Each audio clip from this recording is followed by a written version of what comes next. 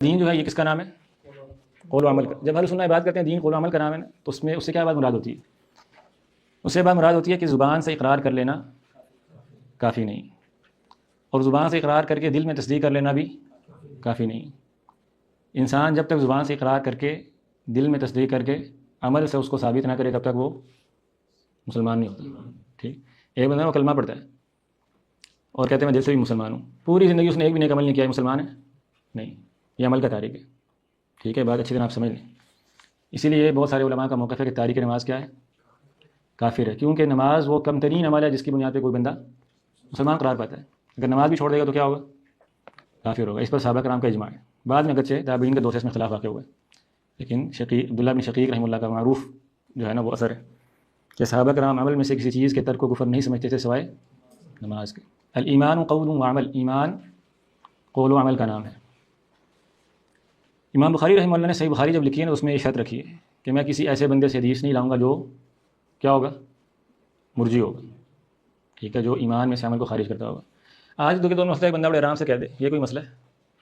آخر یہ کوئی اتنی بڑی بات ہے کہ اس سے آپ نے بائیکاٹ ہی کر لیا امام صاحب نے کہ میں حدیث نہیں روایت کروں گا. کیا جواب ہے اس بات کا؟ کیا یہ کوئی مسئلہ ہے؟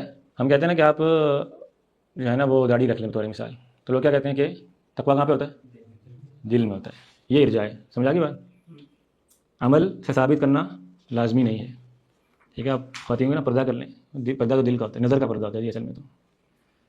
تو جسے ہم کہتے ہیں نا لبرلزم، سیکولرزم، یہ ارجاء کی بدلی ہوئی شکلیں، معاصر شکلیں. اس لیے جو بندہ اہل ارجاء ہوتے ہیں یہ کیا ہوتے ہیں؟ یہ اہل معاصی ہوتے ہیں، یہ گناہوں پہ دلیر ہوتے ہیں. کیوں؟ عمل کا ان کے ہاں ایمان سے تعلق نہیں ہوتا. اس لیے بعض علماء نے کہا ہے نا کہ الارجاء دین الملوک، ارجاء بادشاہوں کو بڑا پسند آتا ہے. ٹھیک ہے، کیونکہ بادشاہوں کو ایسے مولوی چاہیے ہوتے ہیں جو ان کو کیا کریں؟ ہر چیز حلال کر کے دے دیں، کیونکہ عمل ایمان میں ہے ہی نہیں. سمجھ لیں، جو مرضی آپ کرتے ہیں. اسی لیے پھر اہل سنت والجماعہ کیا کہتے ہیں؟ الایمان قول و عمل، یہ پہلی شق ہے. اس کے بعد دوسری شق یہ ہے اس عقیدے کی ایمان کے مسئلے میں، الایمان قول و عمل یزید و ینقص. ایک بندہ ہے وہ 5 وقت کا نمازی ہے، ایک بندہ ہے وہ بے نماز ہے، اور ایک بندہ ہے وہ نماز پڑھتا ہے، سنتیں پڑھتا ہے اور تہجد بھی پڑھتا ہے. تینوں برابر ہیں؟ مرجئہ کے یہاں تینوں برابر ہیں. سمجھ گئے بات کو کہ ارجاء کیا ہے؟ خطرناک بات ہے کہ نہیں بکر بھائی؟ خطرناک بات ہے. ٹھیک. اسی لیے بعض لوگ یہاں تک انہوں نے کہا کہ جبریل کا ایمان اور ابلیس کا ایمان برابر ہے. آپ کہیں گے کیسی بات لوگوں نے کی؟ فرعون کے ایمان پر کتابیں پتہ آپ کو؟ یہ سارے مسئلے کہاں سے پیدا ہوئے ہیں؟ الایمان قول و عمل. عمل کرو گے تو مومن کہلاؤ گے، ورنہ نہیں کہلاؤ گے. دلیل کیا؟ وما کان اللہ لیضیع ایمانکم، قرآن مجید میں اس بارے میں اللہ تعالیٰ تمہارے ایمان کو ضائع نہیں کرے گا. کیا مراد ہے ایمان سے؟ نماز. تحویل قبلہ کی آیت ہے کہ جب قبلہ بدل گیا نا تو یہودیوں نے کہا، منافقین نے کہا کہ جو ادن والے پڑھیں تم نے 17 سال میں 17 ماہ تک، وہ تو ضائع ہوگی ساری، قبلہ ہی اور تھا.